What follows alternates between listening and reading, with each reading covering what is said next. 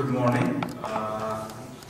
So I'd like to welcome you to my part of the presentation. So in the context of emerging landscape of the NESA region, I'll be focusing on South Asia because first and foremost, I am from South Asia, so probably I'll be more suited to present this.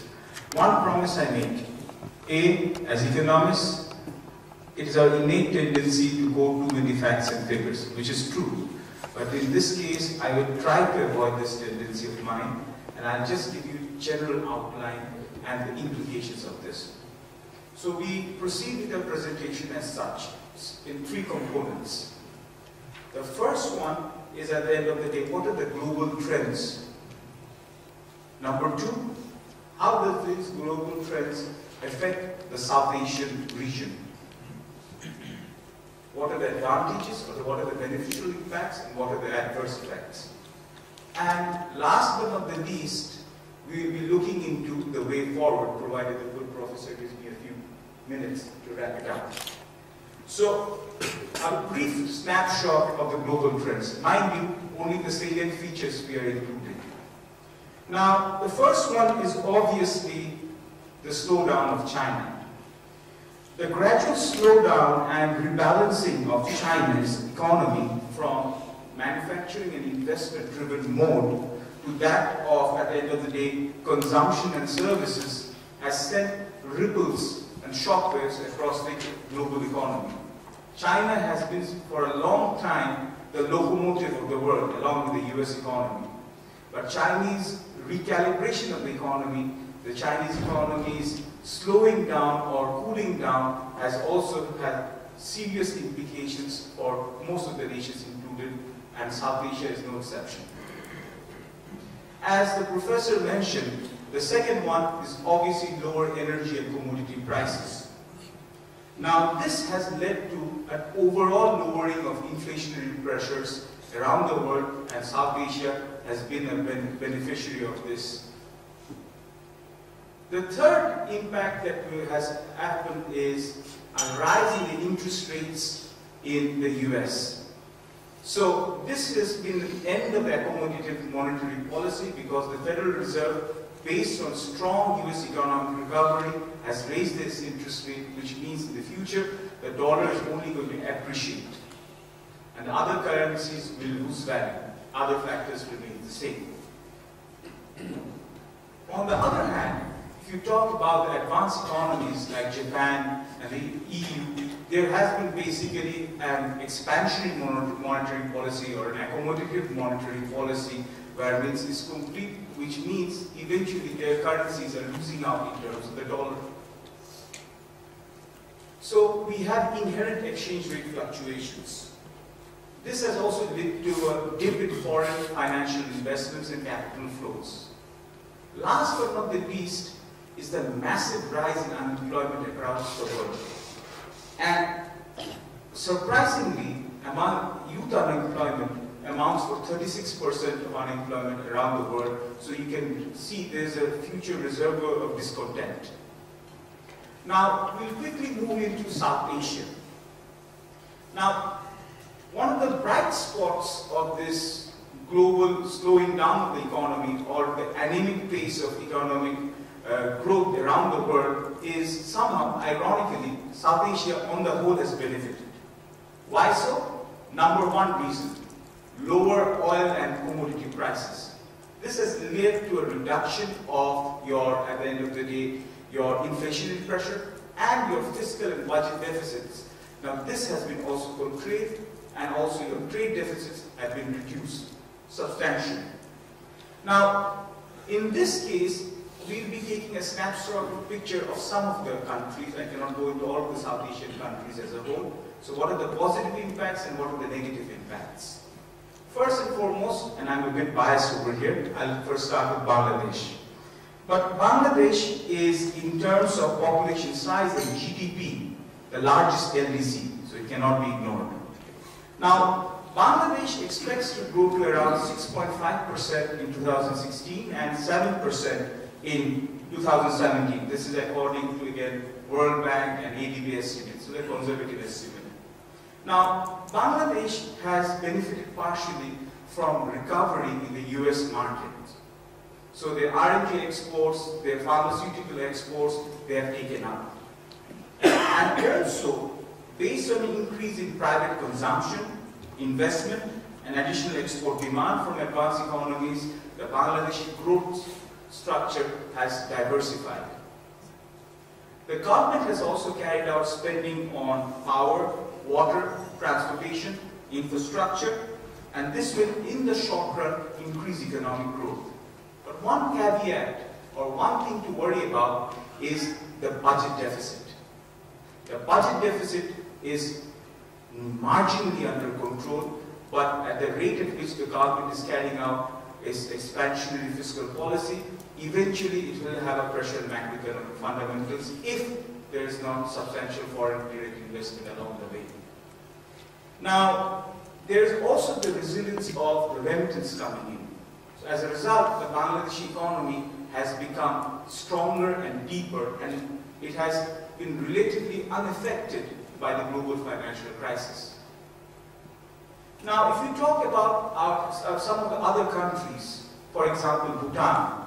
Bhutan has seen massive increase in their economic growth because there is substantial investment in their hydroelectric power generation. Nepal, again, the economic growth base has increased. Why? Simple reason, massive reconstruction and development after the earthquakes of last year. But the major story of South Asia is India. In terms of number only, India accounts for 70% of South Asia's economy. And India is expected to have a faster growth rate in 2016 and 2017. So what are the reasons behind India's massive or substantial growth rates? Now, the first one is, again, there's been an uptake in consumer spending. This has been also supported by low commodity prices, moderate inflation, expansionary monetary policy, and as a result, the Indian economy is expected to grow by 7.3% in 2016 and 7.5% in 2017. There has been increased macroeconomic stability, policy continuity, and a massive cutting down of inflation. So, even in case of Pakistan, the inflation rates have eased up substantially, but then again, the inflation rates in the recent times have picked up, and this is a sign of, again, growing income. So inflation can come from demand pull or cost push, but we will not go into all these aspects. But again, these are some of the snapshots of South Asian countries. Those were, again, the positive impacts. What about the negative impacts? Let's start with India first, largest economy. In India, you have segmented zones. The sheer number of people in poverty is massive. Over 300 to 400 million people, even if you take by the barest measure of poverty, is still included in India. And what you have over here is a dichotomy in terms of growth. You have some states which have become quite rich, some states which have become quite poor. And this phenomena is not only restricted to India, mind you, but again, this is just as a case of illustration. So you have the rich states on one hand, like Maharashtra, Haryana, Punjab, Gujarat, and in recent times, Karnataka, Tamil Nadu has joined in. While the poor states which are languishing behind, like Bihar, Chhattisgarh, and then the Uttar Pradesh, now the northeastern states, there is a massive widening gap. In cases of states like West Bengal, it is again a case of mixed economic growth. Now, this would lead to future discontent because again, your income disparity has increased, relative poverty has increased. In case of Bangladesh also, we have made impressive gains in attaining our Millennium Development Goals, a fact that was recognized by the United Nations. Poverty numbers have been cut down substantially. RMG, remittance, microcredit all played a role. The Bangladeshi economy is now the 39th largest if you take it in terms of nominal GDP. But our relative poverty is also increasing. This means the rich are getting richer, the poor are also getting better off, but the gap between them is increasing. So economic growth is taking place, but the problem is about distribution. Now, one other feature which must be included is the demographic bulge. If you just think about India, and this time I have to beg apology because I'll have to pull the figures, or as you say, what are the numbers?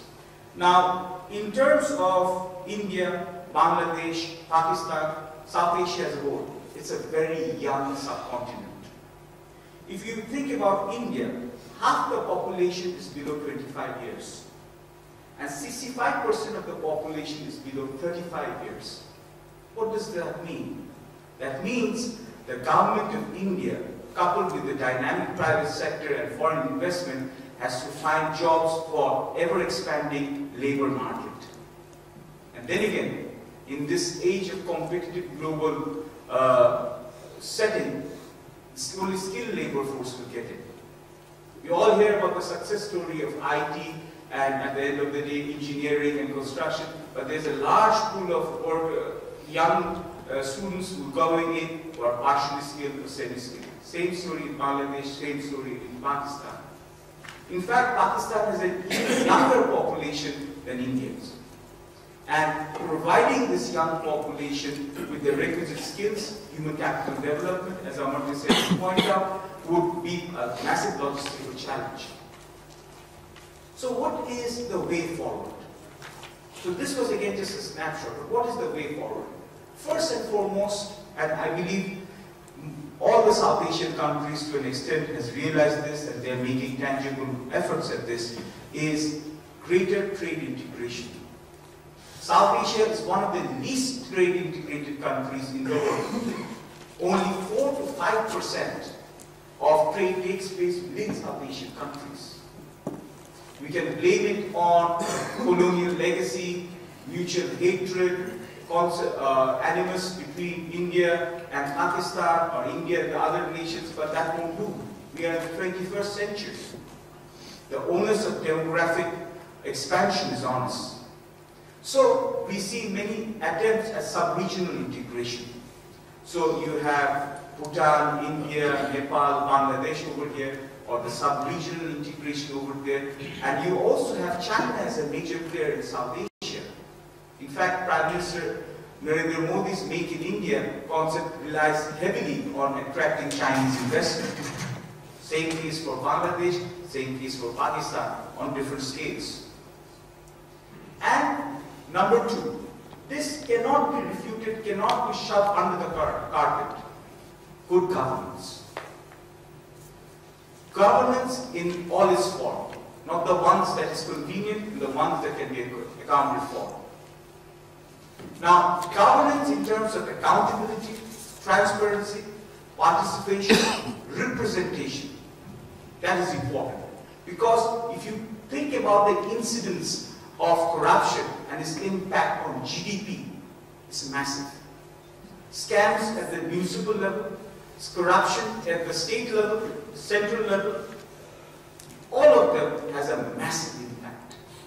So if you can streamline or reduce corruption and at the end of the day make participatory governance mandatory, South Asian region will pick up. And as I have been shown the dreaded 1 minute, so I think this is a point where despite wanting to go on, I think we have just briefly touched on, but if you really want to ask questions, I'll be happy to answer your questions during the coffee break. Thank you.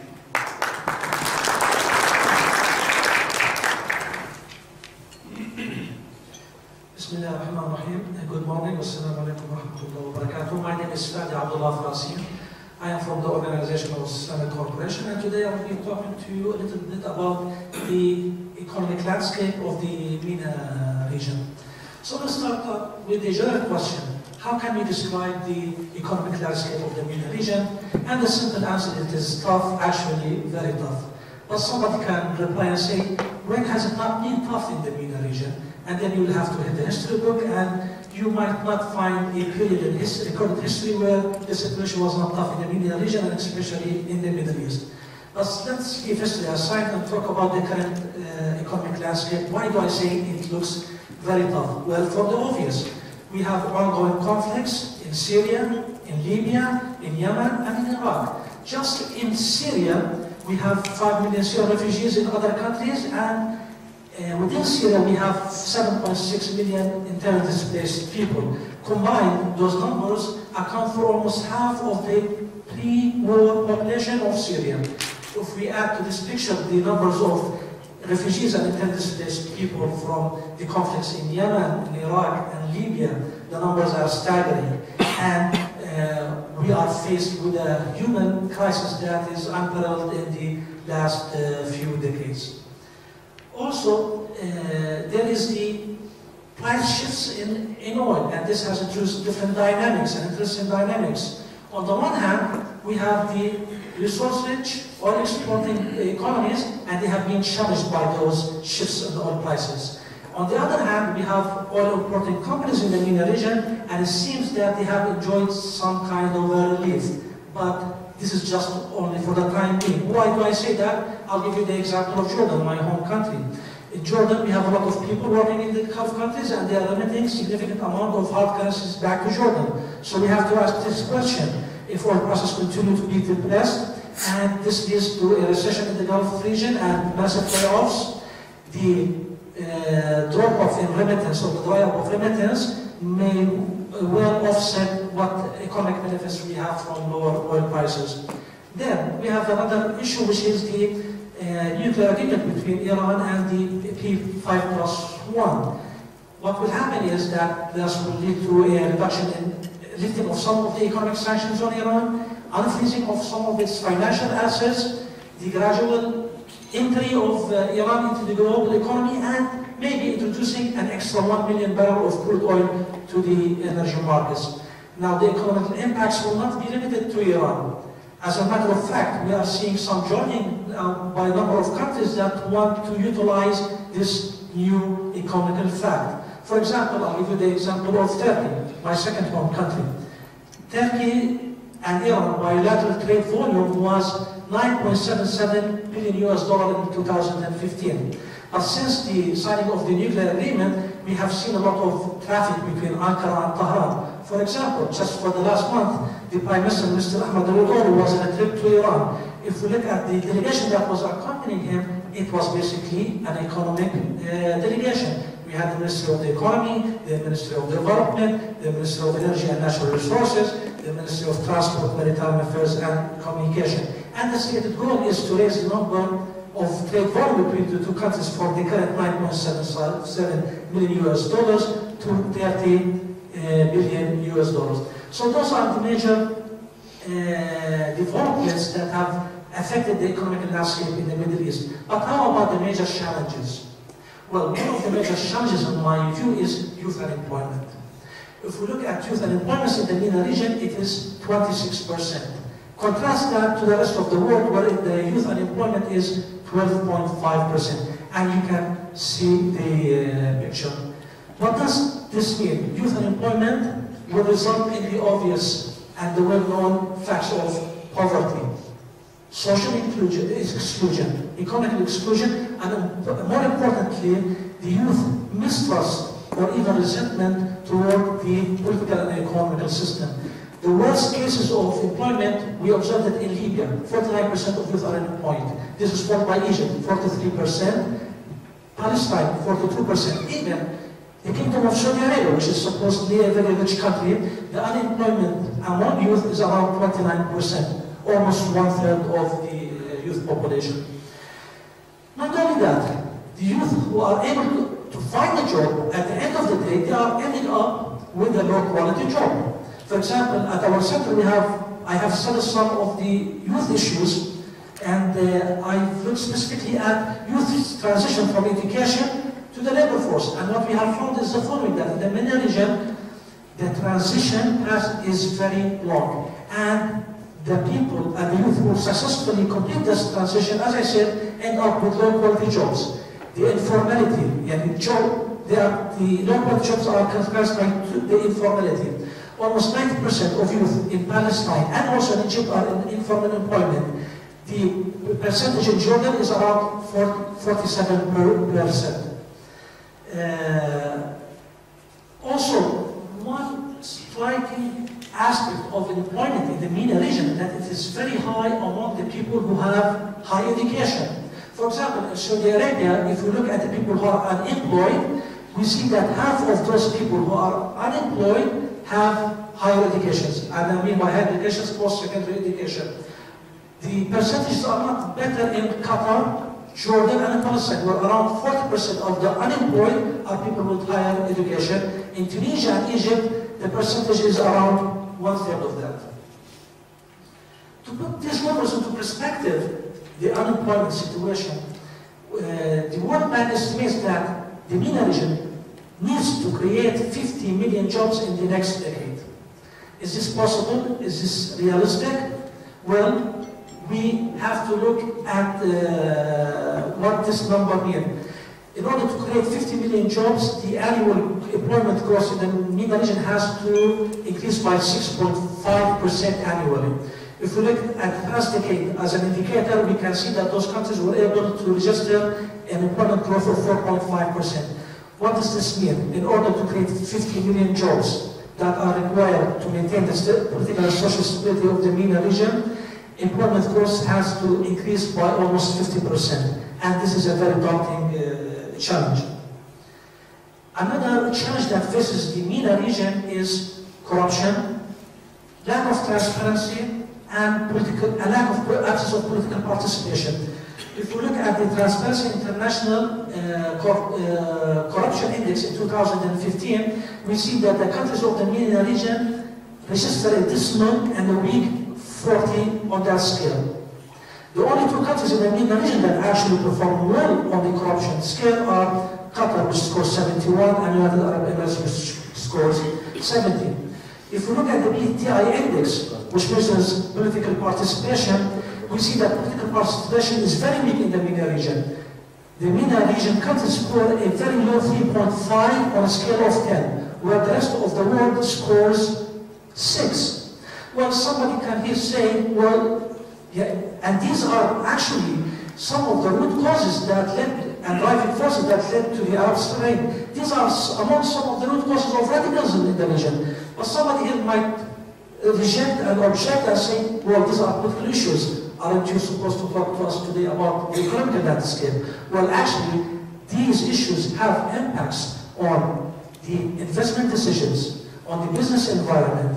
They prevent leveling the playing field. They introduce market distortions. They decrease market efficiency and government effectiveness. And they also obscure the information and transparencies that are required for the business environment. Another challenge that faces a lot of these MENA countries is a bloated public sector.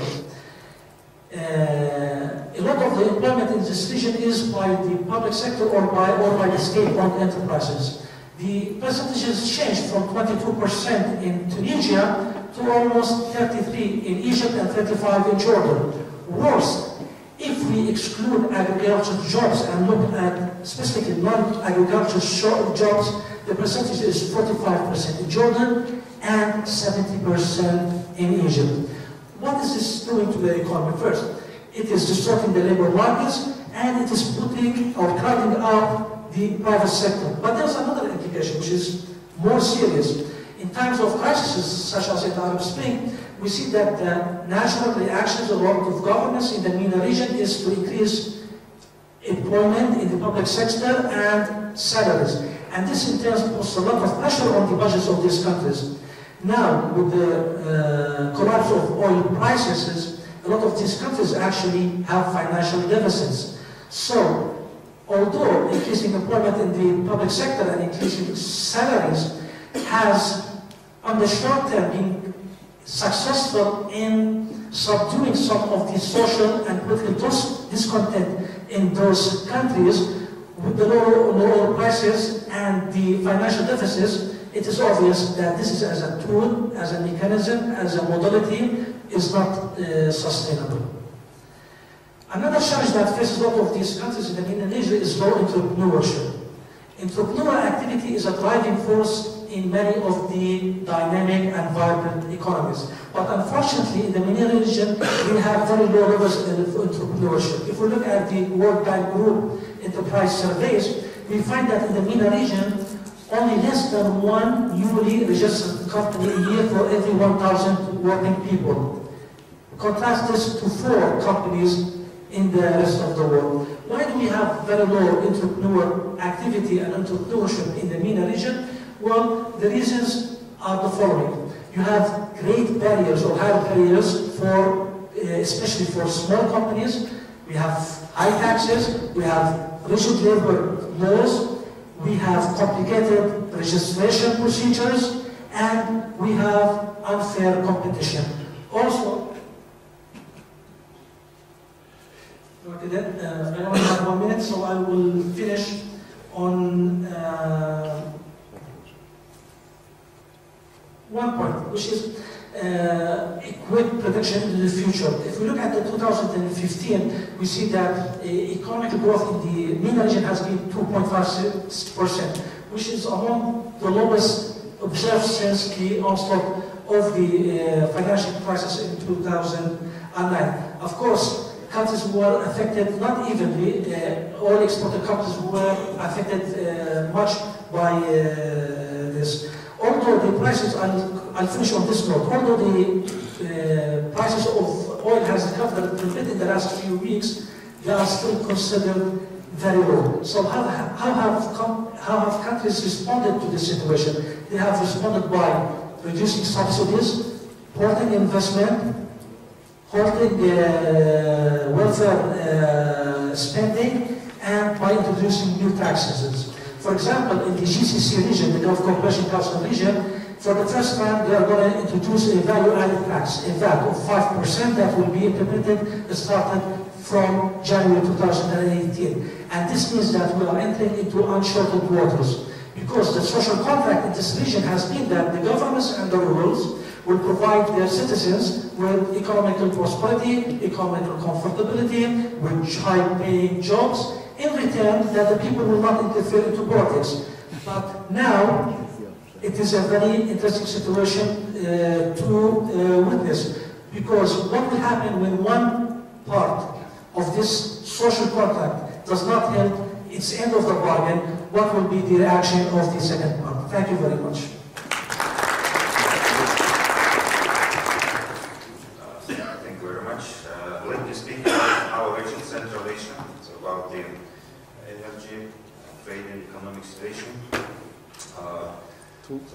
As you know, Central Asia includes countries like Uzbekistan, Kazakhstan, Kyrgyzstan, Tajikistan, Turkmenistan. And if you see our natural resources, about our situation in energy, most of these countries are really rich with energy. This is like the positive side of our countries, but also it has a lot of negative sides.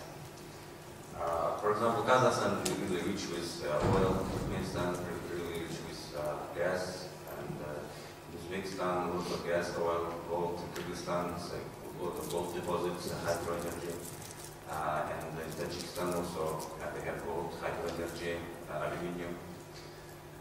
Big players in this market.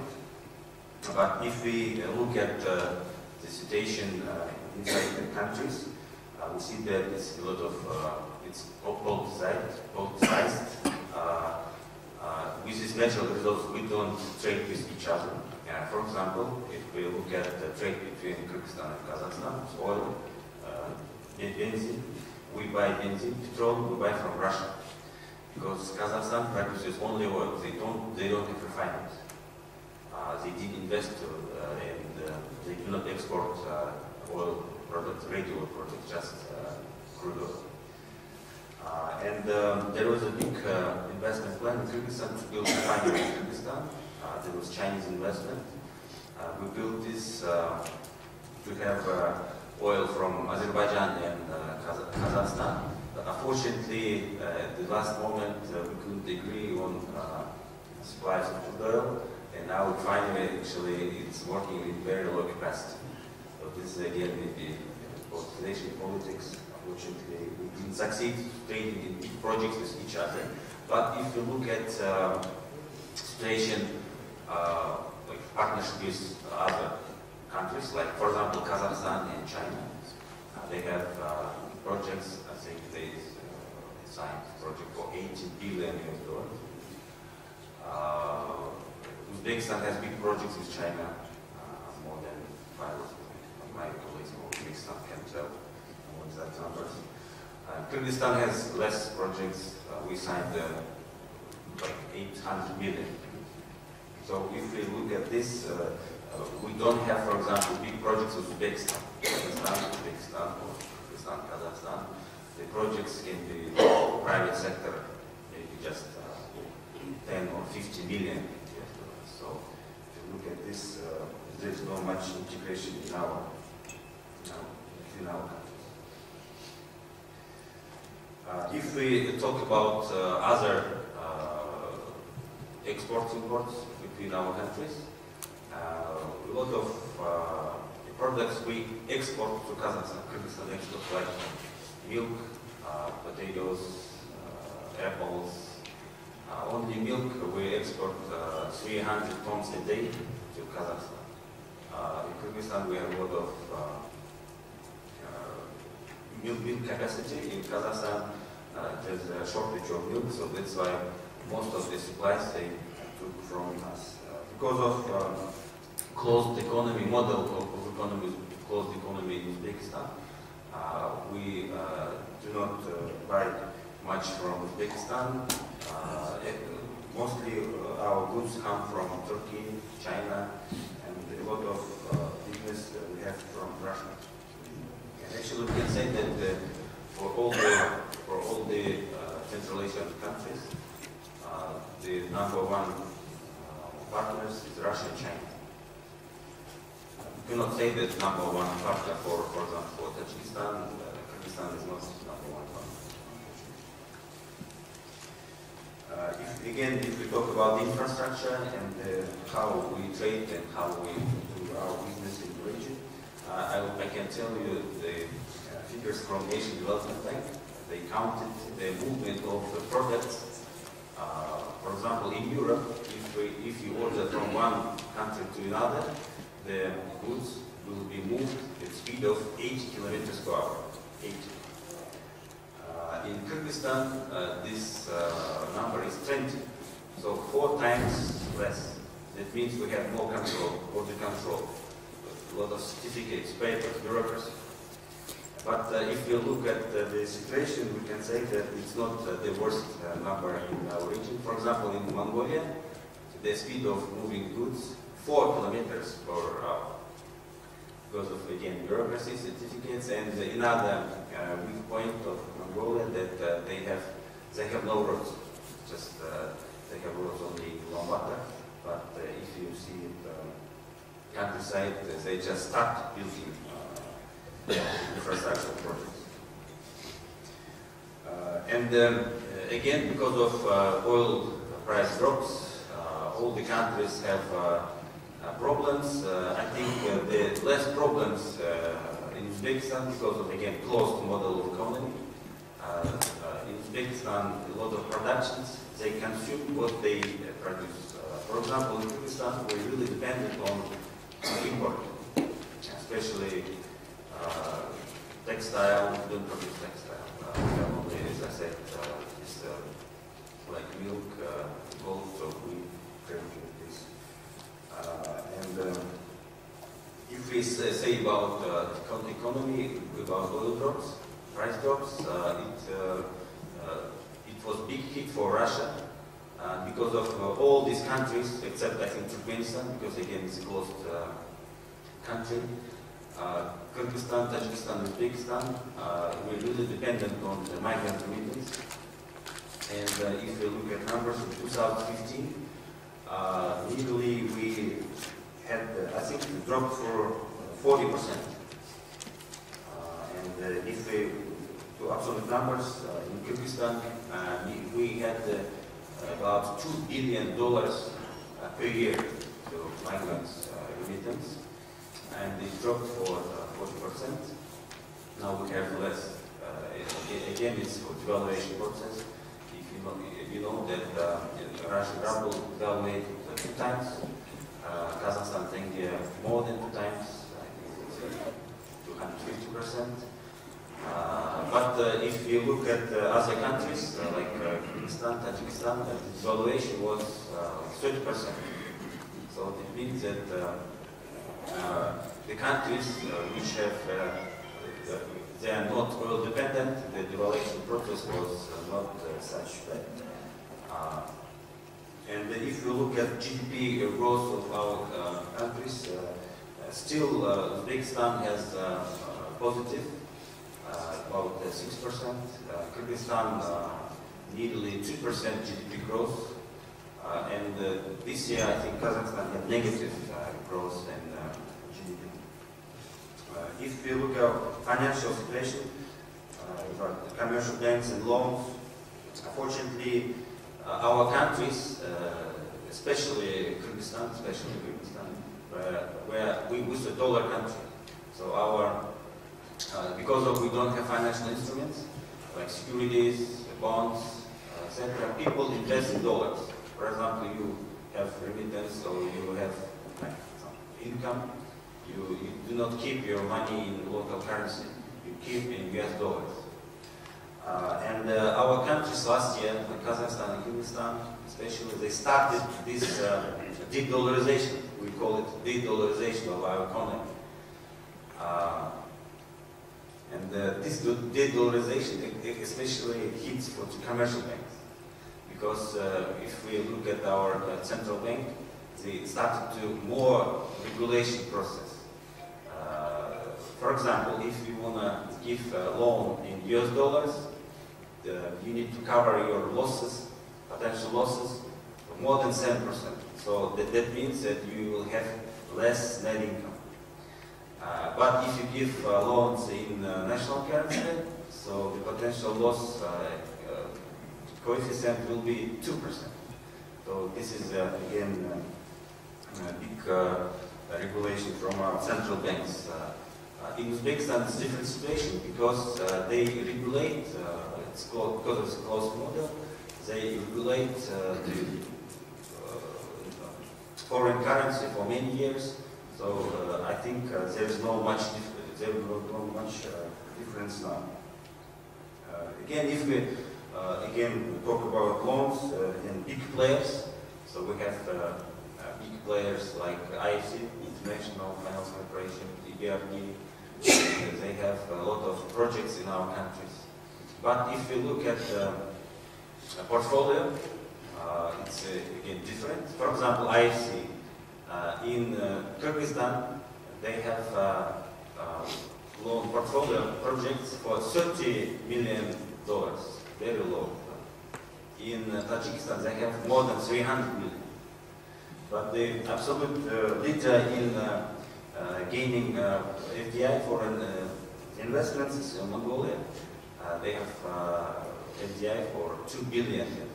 So this is to compare. That means that our countries maybe do not propose big projects to donors, or maybe donors do not have this enough maybe credibility to invest money. But there is a big also player appeared last year in Kyrgyzstan. We call it the Kyrgyz-Russian Fund. And they invested $500 million, the portfolio, but they just started. And for this year, they have planned to increase portfolio to $1 billion. It will be a local structure, but they want to be big players like IFC, EBRD. So time will be showing. And again, if we talk about our region, we had yesterday and 2 days ago, we had discussions our group. And so there is it's not like a rule, but like axioma, I don't know, in real life, that the more we integrate officially in paper, the more we disintegrate in social real life. I can show you, I can give you examples like our countries, they are all members of CIS countries. And two countries of our region, Kyrgyzstan and Kazakhstan, member of Eurasian Economic Council. So we have a lot of these unions, but the more we have this union, the more still barriers for business. I can give you example. Before this Eurasian Economic Council, we had the Eurasian Union, our trade with Kazakhstan. We had the customs for 10% and 50%, but the goods were transporting and the speed of goods moving were very fast. For example, some customs clearance could keep 30 minutes maximum. Now, because of this union, we have zero tax with our neighbors, but customs clearance and inspections takes 5 hours. So it's like nonsense. And unfortunately, we have this kind of bureaucracy. On the paper, we have a lot of declarations that we are united, but in the real life, we have a lot of problems. So, and if we talk about infrastructure, about the emerging businesses like information technology and communications, in this area, again, we do not have good links with fiber optics, unfortunately. We have a link with, only one link with fiber optic with Uzbekistan. With Kazakhstan, we have more than 20. It's okay, and with Kazakhstan, with Tajikistan, because of, it's not because of a relationship, but because of geography, we have, unfortunately, not much. If, for example, if you trace from Bishkek, and if you trace Uzbek or Kazakh website, it will go first to Moscow and then come back to Sydney. So it shows that also in communications we do not integrate much. So thank you very much.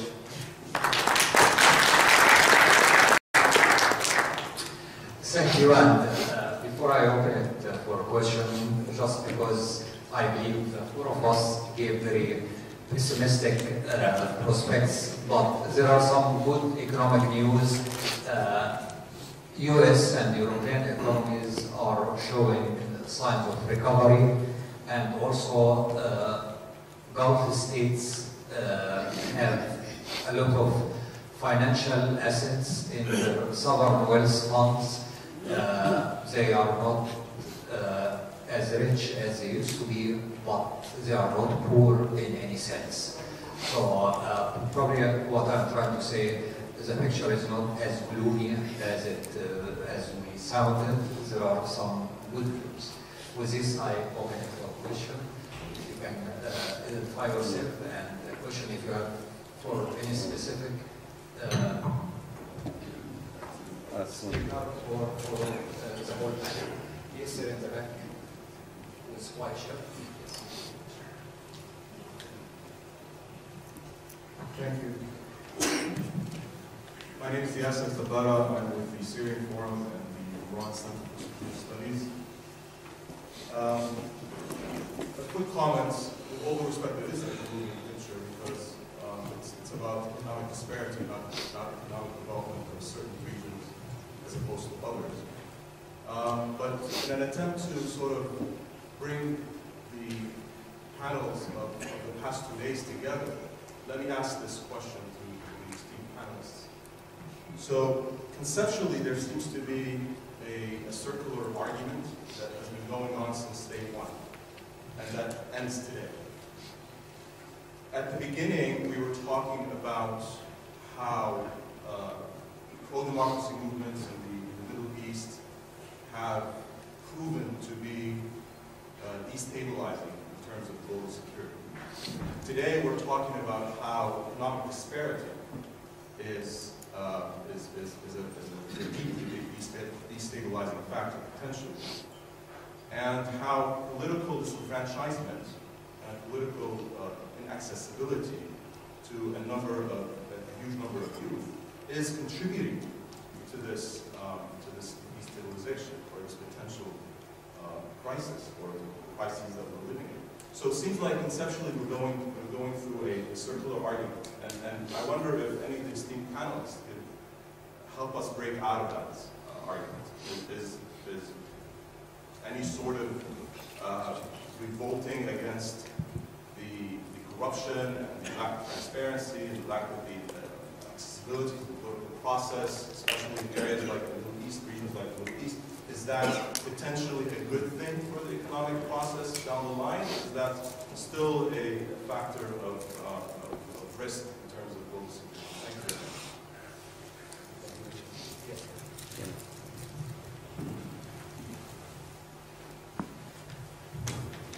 Thank you very much, Ms. Jennifer from Jordan. I was intrigued, I must say, by Gawdat's first remark on oil prices, and the reason being technology rather than geopolitics. I actually would like to hear the take of the panelists on how this will play out. I mean, if this low oil prices, let's say, development is not geopolitically driven, or at least partially, and if it's a supply and demand thing, why would Gulf countries decide to maintain their production levels? And how will this impact down the road, you know, say a few years from now? How will this impact, based on what our Jordanian colleagues has said in terms of the social contract or some of the new decisions that will be introduced, which will in a way or another affect that social contract? Thank you very much.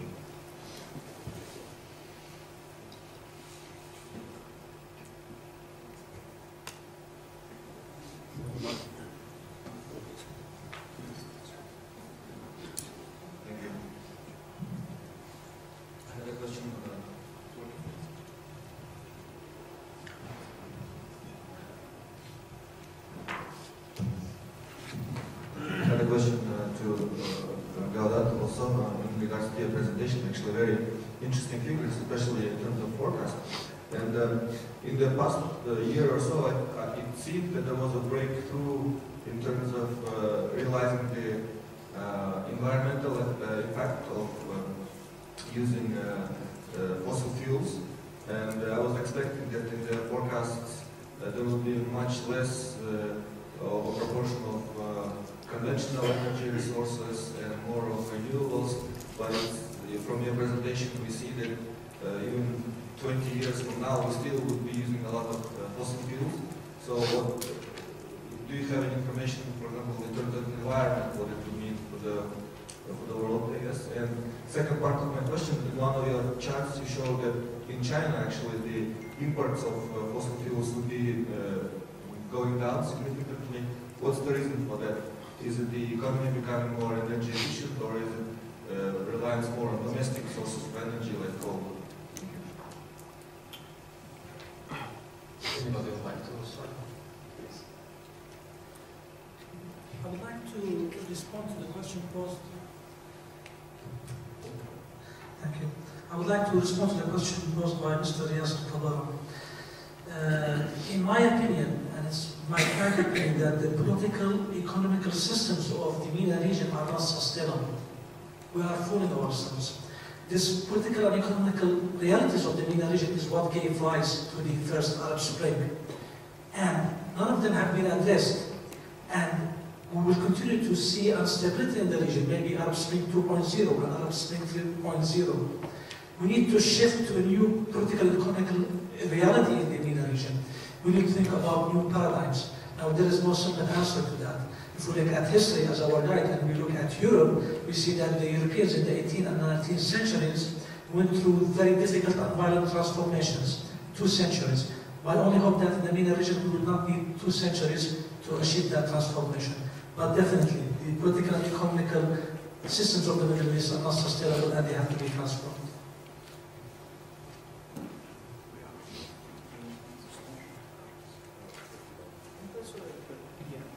Just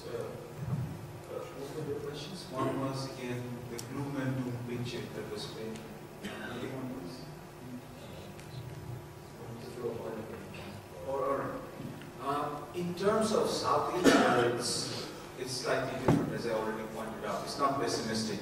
In fact, South Asia is one of the highest growth rates in the region, even in these times of anemic economic performance. Now, if you look in terms of the socio-economic development indicators, if I answer your question, at least there is a certain correlation. There's an extensive literature on this between democracy and development. My view on democracy and economic growth, I'm saying democracy and development. Bangladesh just made such a rapid growth in terms of socio-economic development and sustained economic growth for 3 decades. Now, one of the reasons could be that, again, we have vigorous participation of women in politics, and our present Prime Minister, and also our opposition leader, and also the leader of the largest opposition party are all women. So female empowerment, female participation, rise in accountability, and greater civic awareness, this has been one reason why Bangladesh is doing well. And India is the world's most populous democracy. You see, there is accountability, there is checks and balances and corruption. And again, as Pakistan has moved to democratic government, despite all this the amount of turbulence that you have, the economy is consolidated, the economy is moving ahead. Same case with Sri Lanka. So again, it is not gloom and doom from the South Asian part, but yes, because of paucity of time, I had to stop it over there. One thing that we need to worry about, I'm just signing off, is the demographic bulge. If we do not invest in physical and social capital, it's not enough to invest in roads, railways, highways, bridges. You have to invest in hospitals, you have to invest in education. And I agree with my speaker over here that, again, what kind of education you require. Not a general education, vocational education, tertiary education, or the market-driven education. And the private sector must play an enabling role. That's what we played in Bangladesh. The private sector is a leading initiator. In case of ready-made garments, pharmaceuticals, same case in India. The state just must need the framework. Thank you. I will make 4 brief points. First, about the collapse of oil prices. It can be an opportunity to initiate real, serious economic reform. For a long time, oil-producing countries have been talking about diversifying their economies away from oil, and the reality is they have done very little. And to a great extent, low oil prices push them to get serious. I see opportunities there, and many of them have taken steps in this direction, lowering subsidies and empowering private sector, reducing public spending. So there are signs of serious economic reform. About geopolicy and oil prices, in about 2 weeks there is very supposedly was important meeting in Doha to get oil-producing countries to agree on freezing production. It was supposed to be a major meeting. It will be held on April 17th in Doha. Now there are lower expectations because Iran decided it will not freeze production till its production go to pre-sanction level. And just in the last 2 days, Saudi Arabia announced they will not freeze their production unless Iran agrees. So this rivalry between Iran and Saudi Arabia is undermining any agreement between OPEC countries. At the same time, it is not clear Russia, which is not OPEC member, if it will agree or not. A few days ago, or about 2 or 3 weeks ago, Russia agreed to freeze production but there is lack of trust between all countries and Russia. About oil, gas, and coal will remain the main source of energy. Most of these figures, most of these projections are coming from BP, British Petroleum. Sometimes people do not trust it because there is conflict of interest. BP, major oil producing country, major oil producing company, and it is in their best interest to claim, to project that the world will remain dependent on oil. But at the same time, till now, oil is the king in transportation. There is almost no substitute or very little substitute for oil in transportation. So many people tend to believe these projections.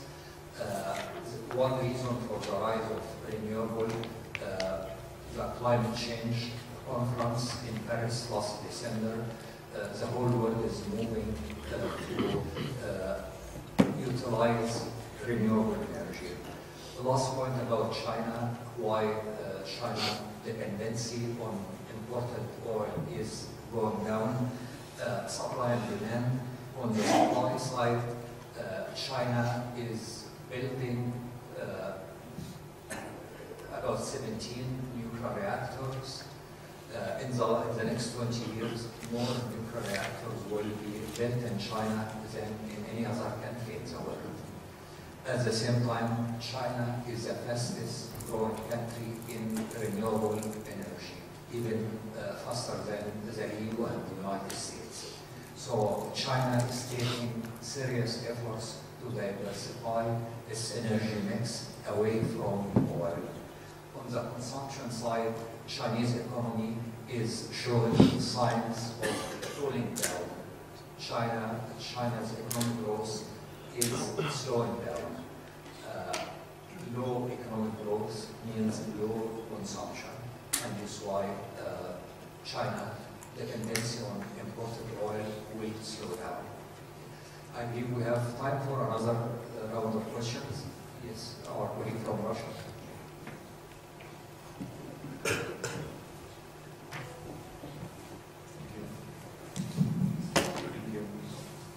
Is this on? So, it would be more of a comment probably to add a little bit of gloom to your predictions. When we talk about renewables, it's embarrassing that because when you see how renewables are constructed, the biggest part of it is just burning wood or burning charcoal or getting ethanol and burning that. So it's technically renewable because it's biomass which can be reproduced, but basically it's getting the same CO2. So I was wondering if you included that in your structure.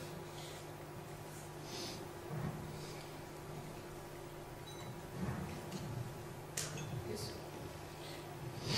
I have small query to Mr. Farasin. You have mentioned that you can expect to see Arab Spring 2.0, 3.0.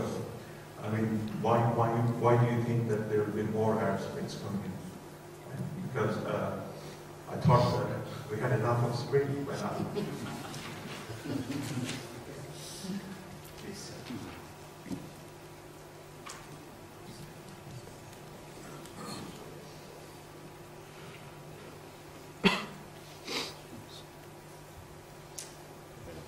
Thank you. It is what. Thank you. It was very informative for both panelists. The picture, when it looks in general for the Muslim world, the outlook is really not very promising. My question, and I have a comment on the question. The comment, I happen to agree with my Jordanian fellow. The oil price drop was not totally, technology oriented. The political aspect was very clear. At least to us, we are not specialists in economy, but the media was speaking about the Russian and Gulf state, the Gulf states and United States were trying in the conflict with Russia and Iran to increase the oil, the production, to lower the prices, to what you call penalize Iran and Russia. I don't know how much this is right, because you pointed that United States always interested in global stability of the oil prices. That's one point. Then the question is, for Central Asian, the picture is very gloomy again. There's lack of, the trends doesn't show that there is integration within those countries. The question I would like to ask you currently, the answer is, Turkey has potentials. It has cultural affinity, it has geographical proximity. How can Turkey contribute to increase the integration trend within those countries? Thank you very much.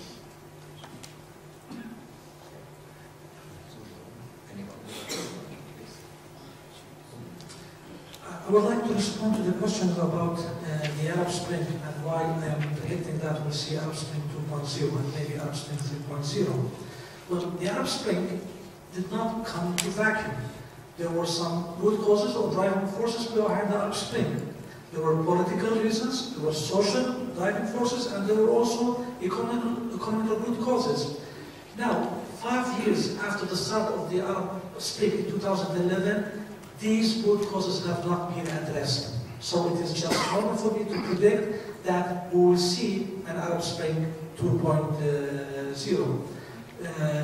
It is my opinion, for the people who are happy that, or who believe that they have weathered through the Arab Spring and the Arab Spring has to pass, in my opinion, the Arab Spring has just begun.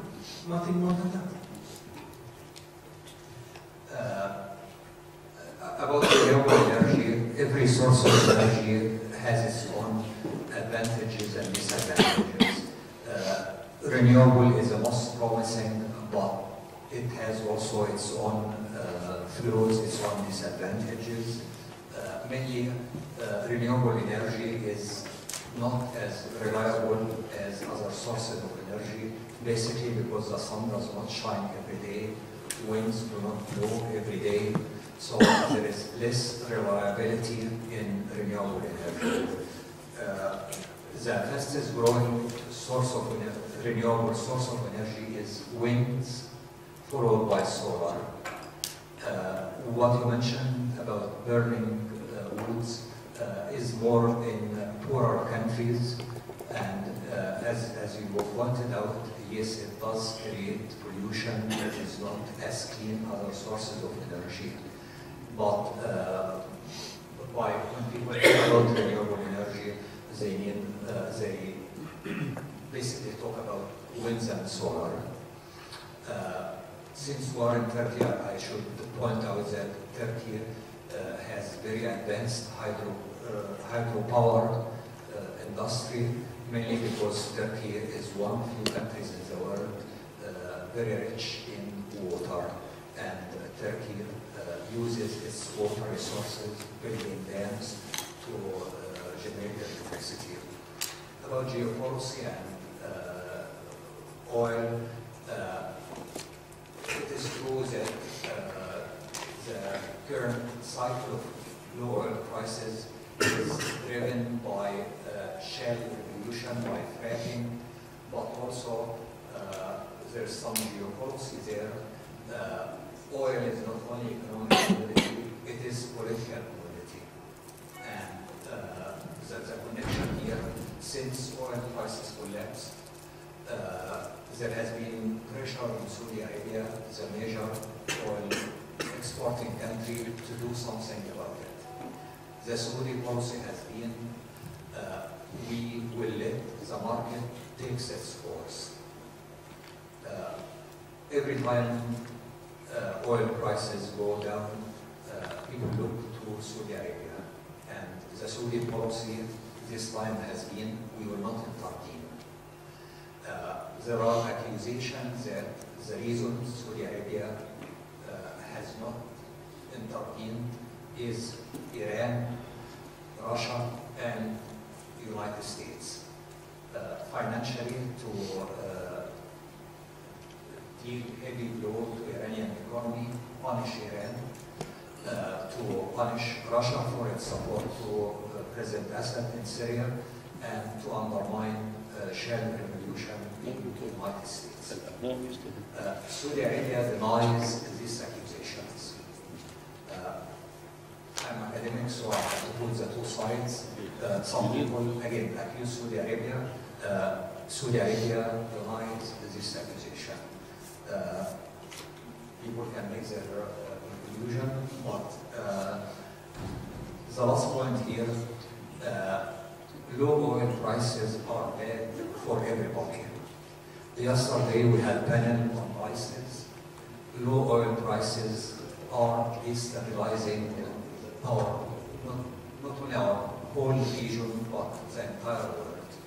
As some of the speakers pointed out, oil importing countries like India, like Pakistan, Bangladesh, receiving less money. Their people in the Gulf are getting losing their jobs. So the Iraqi government has less money to fight prices. Low oil prices will or has contributed to instability in the entire world. When we include geopolitics in the big picture of energy, stable oil prices at reasonable level is good for everybody.